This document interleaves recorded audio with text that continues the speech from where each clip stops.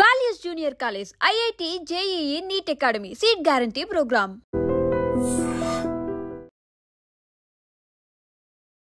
Big breaking ఇది. Actually Durgam చెరువులో ఒక యువకుడు ఆత్మహత్య చేసుకోవడానికి ప్రయత్నం చేసిండు. అది నిన్న సాయంత్రం 6:30 ప్రాంతాల్లో.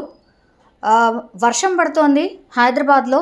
గత 2 రోజుల నుంచి కూడా దంచి కొడుతోంది వర్షం. అందులో భాగంగానే జిహెచ్ఎంసీ కావచ్చు, హైడ్రా కావచ్చు, వీళ్ళందరూ కూడా ఎక్కడెక్కడైతే వాటర్ లాగింగ్ పాయింట్స్ ఉన్నాయో వాటన్నిటినీ కూడా క్లియర్ చేయడంలో వీళ్ళు ఆల్మోస్ట్ 24/7 రోడ్ల మీదనే ఉంటూ వాటర్ని ఎప్పటికప్పుడు క్లియర్ చేస్తున్నారు. ఎందుకంటే ట్రాఫిక్ జామ్ విపరీతంగా జరుగుతోంది. అండ్ 6:30 ప్రాంతము అనంటే పీక్ అవర్ అది.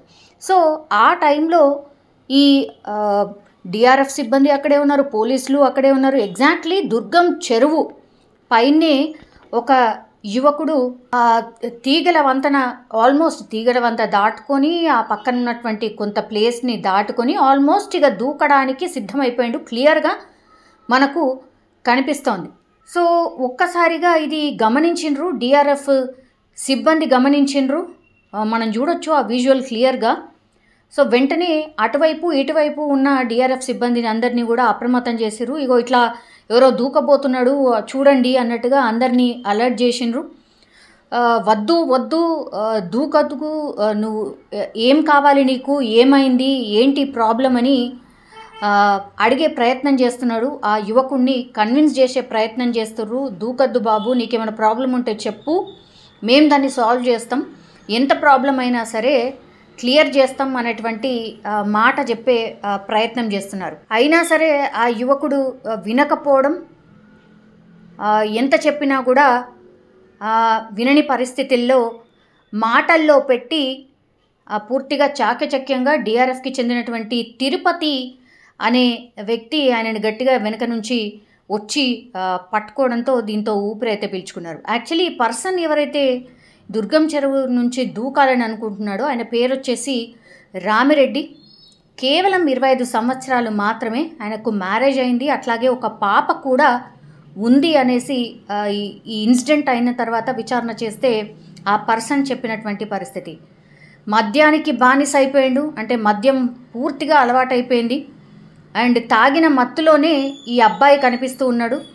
తాగిన మత్తులోనే ఇంట్లో గొడవ పడి ఇక లాభం లేదనుకొని ఆత్మహత్య చేసుకోవడానికి వచ్చినట్టుగా పోలీస్ అఫీషియల్స్ అడిగినప్పుడు ఆ వ్యక్తి చెప్పినటువంటి పరిస్థితి. ఇంట్లో ఉన్నటువంటి భార్యని తిట్టడమో కొట్టడమో మద్యం మత్తులో ఇక ఎన్ని చేయాలనో, ఎన్ని అరాచకాలు చేయాలనో అన్నీ చేసుంటాడు. సో భార్య ఇంట్లో నుంచి అలిగి వెళ్ళిపోయిందట. సో అది ఆ బాధను తట్టుకోలేక ఇక ఆత్మహత్యనే శరణ్యం అనుకొని ఆత్మహత్య ప్రయత్నం చేసినట్టుగా విచారణలో ఈ రామిరెడ్డి ఎవరైతే ఈ దుర్గం చెరువు పైనుంచి దూకాలనుకున్నాడో ఆయన చెప్పినటువంటి సిచ్యువేషన్ అయితే కనిపిస్తోంది. కౌన్సిలింగ్ ఇచ్చారు, పోలీస్ స్టేషన్కి తరలించారు.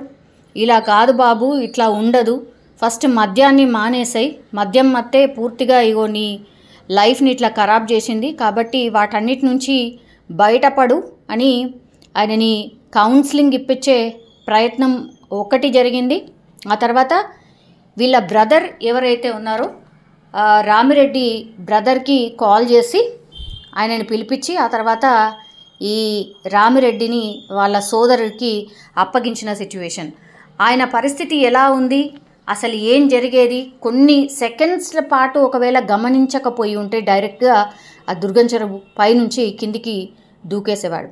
ఈ మధ్యకాలంలో చాలా ఎక్కువగా ఈ దుర్గం చెరువులో ఆత్మహత్యలకు సంబంధించిన సంస్కృతి చాలా పెద్ద ఎత్తున పెరిగిపోయింది. యాక్చువల్లీ అక్కడ పోలీసులు ఉంటారు, ఒక సెక్యూరిటీ వ్యవస్థ ఉంటుంది.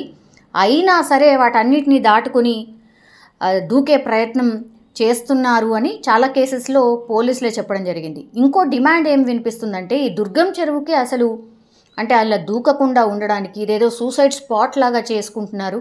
ఏదైనా కష్టం వస్తే డైరెక్ట్గా వచ్చి దుర్గం చెరువు ఎక్కి దూకేస్తున్నారు.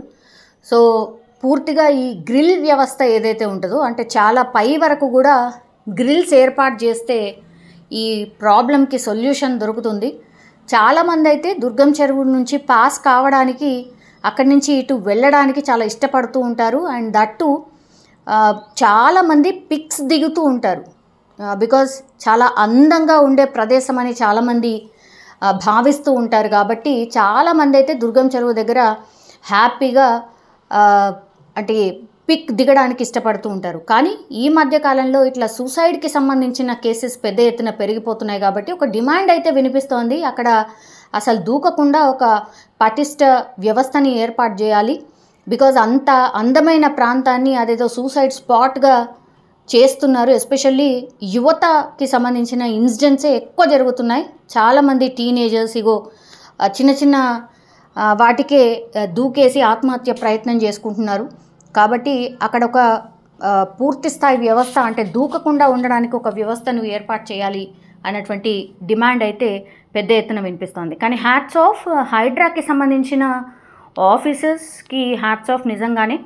బికాజ్ ఆయన గమనించకపోయి ఉంటే, ఆయనను కన్విన్స్ చేయకపోయి ఉంటే డెఫినెట్లీ ఈ రామిరెడ్డి అనే వ్యక్తి ఎవరైతే ఉన్నారో ఆయన ఈ దుర్గం చెరువు బ్రిడ్జ్ పై నుంచి కిందికి దూకేసే పరిస్థితి అయితే ఉండేది.